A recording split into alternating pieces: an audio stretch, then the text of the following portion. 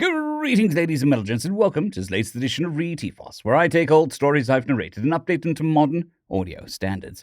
This particular story is called Fear of Spiders, written by yousureimnotarobot.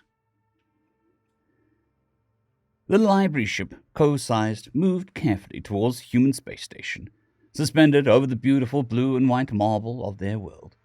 The curator was practically climbing the walls in its excitement.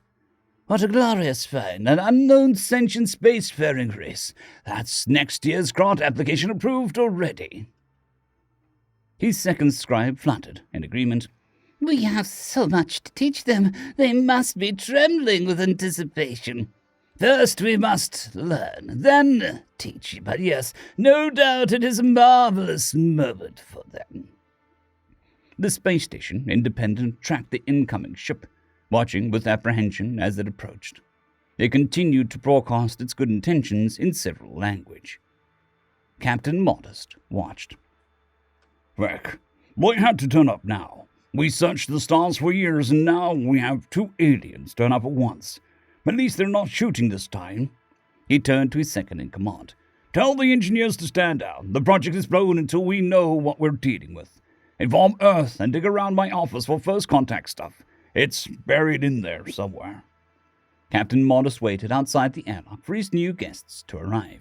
He had brought his science officer and engineering chief. He didn't have a Xeno officer yet. No one did. Now might be a good time to fix that. The second scribe entered the human vessel with a certain apprehension. They had traced the humans from the broadcast sphere surrounding the planet. They had a couple of centuries of low-quality audio and visual material to work with.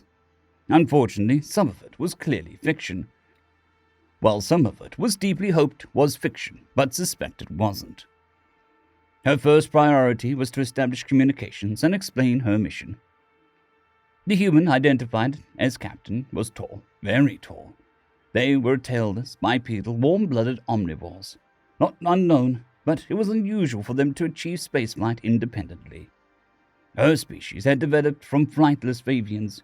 She suspected that there weren't any similar creatures on the home planet of these people, at least not for long. She bowed, her crest raised in respect. Captain, we have some knowledge of your language and your broadcast sphere. I present you a device that can translate the common languages of the great galaxy. It'll permit you to translate the information we can provide. The captain returned the bow. If he had understood the strange broken Mandarin, then this was one hell of a gift. His science officer went to take it, but the engineer grabbed it. I'll take that. I need to scan it before we attach it to anything important. The quick glance showed that it had one switch. Obviously an on-off setup. They must have done this before. He turned it on and nodded to the captain. Thank you for your gift. I welcome you to Earth and hope your relationship will be prosperous and peaceful. The translator sent out a series of high-pitched squeaks. Apparently, it worked since the visitor bowed and replied. It is our privilege to welcome you and your people to the greater galaxy. Our mission is simply to spread knowledge. We seek to learn about humanity and help you rise to the stars. The box turned her warbles into English. Granted, it was the sort of English you might expect from a black and white newsreel from previous centuries. It was still better than her Mandarin. The second scribe had brought 2 other scholars with her. The first was the closest the co-sized had to human body type, nearly as tall, with similar facial features. Unfortunately, it was an engineer, not truly a scholar, but it was standard practice to try and put the new species at ease. The second scholar was, unhappily, a poor choice. The compound eyes and 8 limbs of their cultural analysis scholars seemed to be causing a great deal of discomfort amongst the humans. The second scribe tried to introduce it, but the humans were obviously uncomfortable. Apologies, Scholar. I must ask you to return on board. Something about you is causing a fight-or-flight reaction amongst the humans. I will endeavor to resolve it, but this is not the time. Second scribe, this is very core to my profession. I must be present for the introduction of this new species. She bowed to her colleague. It is indeed a tragedy. I will record all the interactions for you. Now, please withdraw. She quickly sent the disgruntled scholar back to the ship before it could become an issue. When everything seemed to be going so well, she would ask Captain about it privately. The captain heard a mixed warbles and squeaks between the two guests, but the translator remained silent. Second scribe, does your gift not translate such language? My apologies, Captain. You may set it as you wish, but we designate a spokesman, in this case myself, as the user. It allows a far more orderly approach. It is quite capable of translating for a crowd, if you wish. Our own devices are internal. The alien engineer was staring around, obviously wanting to ask questions. The captain decided that this might be a learning moment for everyone. Perhaps your engineer scholar might enjoy a tour with our chief.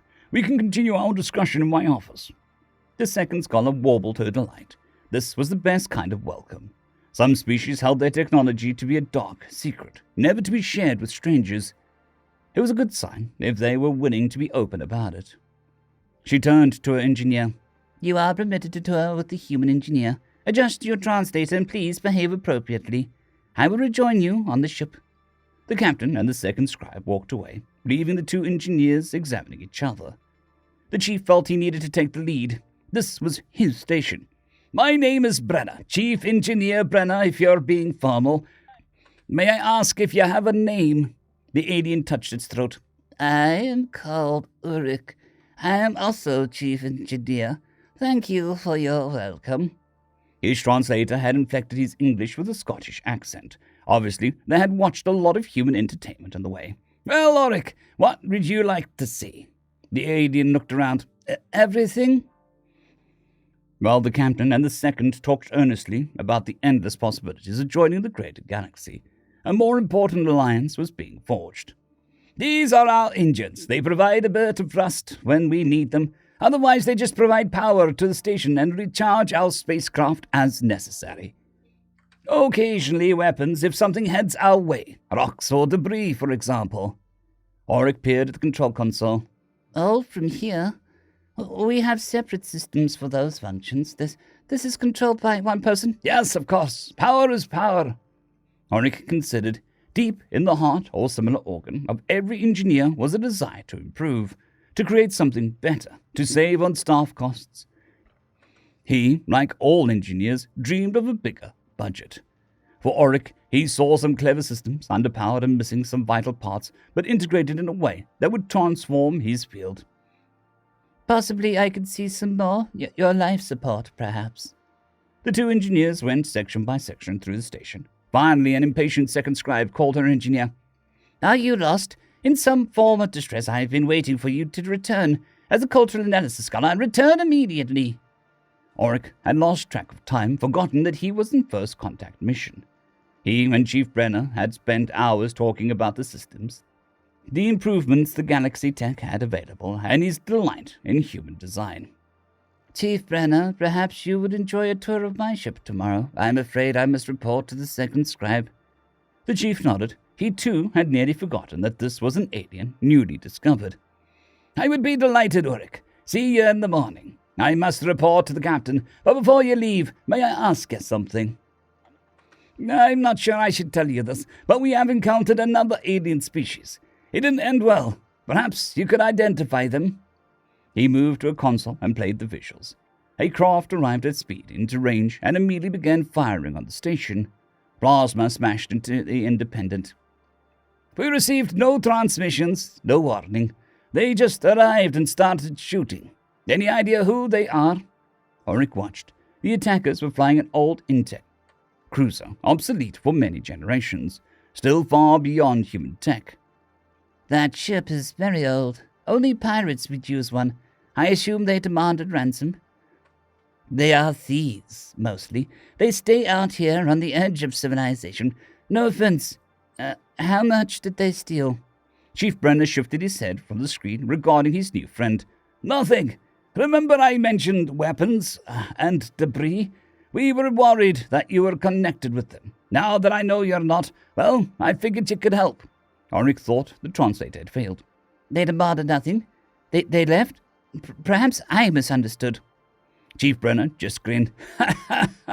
They weren't expecting us to shoot back. By the time it was over, they didn't want anything ever again. That's why your welcome wasn't as warm as perhaps it should have been. Forgive me. You destroyed it. Your generators are behind in technology compared to the intact. Have you ever heard of a nuclear-pumped X-ray laser? Because they hadn't. We were collecting up the wreckage as you arrived. Oric understood the words, but even as an engineer, he couldn't figure out how they went together. Perhaps I better go see my second. I'll meet you in the morning, Chief. Looking forward to it. The chief went straight to the captain's office. You were right, sir. They had nothing to do with the attack. I dropped a few hints about what happened. I left her engineer trying to figure it out. He's a good one. Told me a hell of a lot about their capabilities. Pure civilian. I get to see their ship in the morning. Hold on, Chief. I practically bought Girl Scout cookies from the second scribe. I'm briefing Earth now. We will continue the welcome. Allow them access to everything. It makes no difference until we figure out how their stuff works. The second scribe reported to the curator. The captain is very helpful. He explained the current political structure, gave us access to the world database, with his apologies for some of the contents. Apparently it is uncensored. We have full access to the planet, and he has designated our shuttle as Xeno 1, should we wish to land anywhere. My records cannot find a more open and comprehensive welcome. The curator nodded.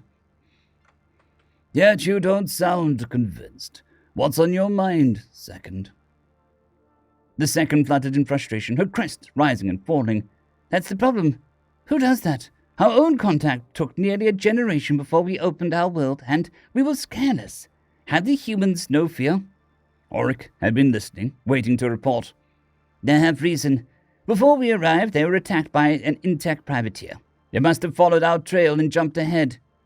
I didn't tell them the full story of what usually happens to a world that falls to the intact. They destroyed it. Then we interrupted them recovering the debris. Such a ship could destroy us with ease. They had the finest engineering skills I have ever seen. With the wreckage of that ship alone, they will be in the greater galaxy soon. They are not afraid because they never expect to lose. From what I can see, they're right. The curator sank back into its bath. Well, best ensure they join the community. We don't want them on the outside. You will prioritize engineering and design. Send them everything, Engineer Oric. You are now in charge of this contact. Send my regrets to the cultural analysis scholar.